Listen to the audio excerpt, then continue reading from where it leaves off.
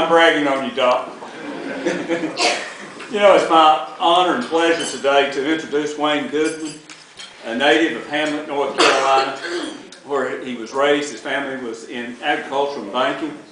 He was first elected to the statewide post of insurance commissioner in 2008, but worked as an assistant commissioner 4 years, almost 4 years prior to that.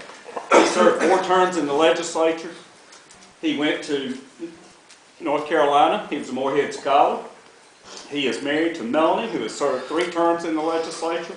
And they have 2 children, Madison and son Jackson. And it's my honor and pleasure to introduce our insurance commissioner and state chief fire marshal. Wayne.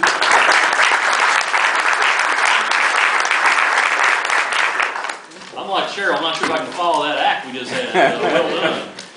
It is great to be back here with Rotarians here in Albemarle. You may remember I was here with you a few years ago, back when I was assistant commissioner, and boy, have things changed in some ways. But it is great to be here and to see a lot of friends I've known for a long time, and hopefully to make some new friends here with you today. I'll tell you that Cheryl's a tremendous friend, and I know he's done great things here in the community, both as a public servant and as a businessman. I applaud you, Cheryl, for what you've done for this community. Thank you for that and for inviting me here today. You did hear that I had the pleasure to serve in the legislature, and I was especially excited to have the opportunity to represent part of Stanly County during my last term in the legislature. Of course, redistricting happened after that, and you're getting ready to tangle with the districts again. But it's just, it was an honor and privilege to represent Norwood and Baden and Red Cross and Meisenheimer and Richfield and New London. I see New London back there. It was just great to be able to have that opportunity.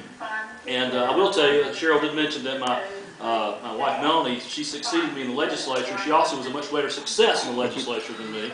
And there's actually actual proof to that effect, so I'm very proud of her. And speaking of proud, I'm proud of my kids, I'm sure y'all are too, Madison and Jackson. Madison's first 4-syllable word, whenever she was about 2 years old, was legislature, which is unusual. I made some interesting conversations with her folks in kindergarten. But Jackson, I don't know what this means, but Jackson's first 4-syllable word, and maybe it's because his dad's insurance commissioner, but his first 4-syllable word is catastrophe. That's true. And we have fun with that. Now, I don't know about that, but Jackson's a bright kid. He's a bright boy. And the other day, normally I'm impressed, but I'm not sure what to make of this. I was on the computer looking up something, and he was there with me, and there was a picture flashed on the screen. And he said, "Daddy." He said, "That's Daddy." It was a picture of Donald Trump.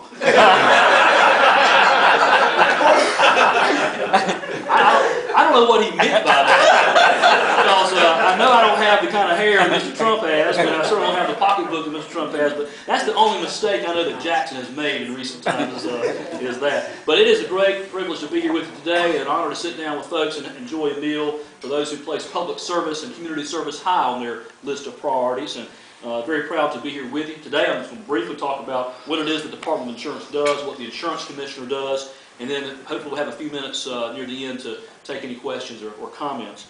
In preparing for my remarks today, I wanted to obviously prepare and learn more, and as I have understood and been impressed by in meeting with Rotarians through the years, is your 4-way test. And I use this 4-way test actually in doing my job. You know, as I think about what it is that commissioners to do, you think about, is it the truth? Is it fair to all concerned? Will it build goodwill and better friendships? Will it be beneficial to all concerned? And these 4 questions are quite admirable. And it occurred to me that it does fit in with the work of your department. And I believe that the folks at the department, when we do our jobs, we are following this 4-way test. And I believe it parallels that. One example is in rate making. That's just one way the Department of Insurance serves the state. It's my responsibility through state law, as is the case with other insurance commissioners across the country, there's one in every state, is to set the maximum allowable rates for certain lines of insurance. And in this state, it's auto insurance, homeowners insurance, and workers' comp. And by statute, I'm charged with 2 things. You have to narrow it down to 2 things. To make sure that consumers, folks like us, that we are protected from excessive and inadequate and unfairly discriminatory rates, and, not or, but and to ensure a solvent, accessible, well-regulated market. Make sure that the companies that choose to do business here are well-regulated and are solvent in order to pay claims for consumers, and consumers have access to a market where they can have choice. And folks think these two goals are mutually exclusive, but they're not. But it is a balancing act that involves a lot of expertise, and I tell you, I am so thankful to have terrific actuaries and accountants and CPAs and of course lawyers and everybody else to help in reaching that the types of work that we do. To give you an example, one of the first things I had the chance to do in 2009 was to settle the auto filing.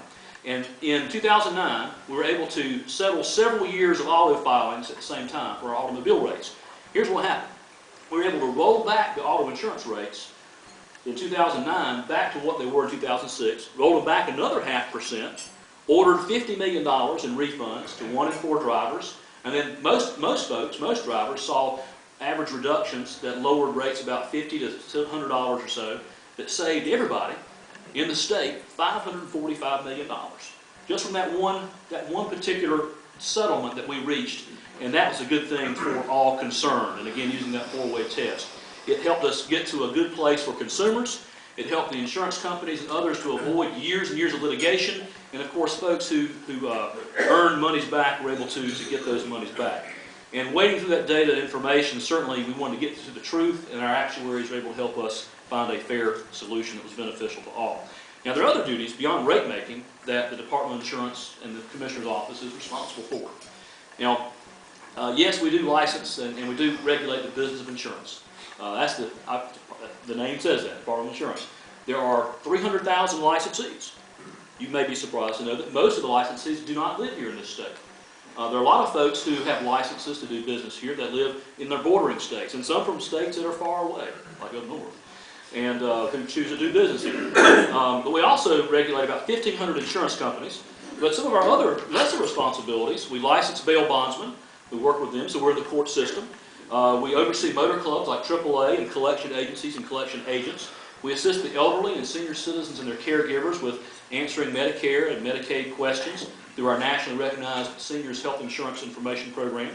We're law enforcement. We have 20 sworn law enforcement agents that have the authority to arrest and carry weapons, because when we deal with folks who embezzle your money or defraud you or sell you something that's too good to be true, what are we really talking about?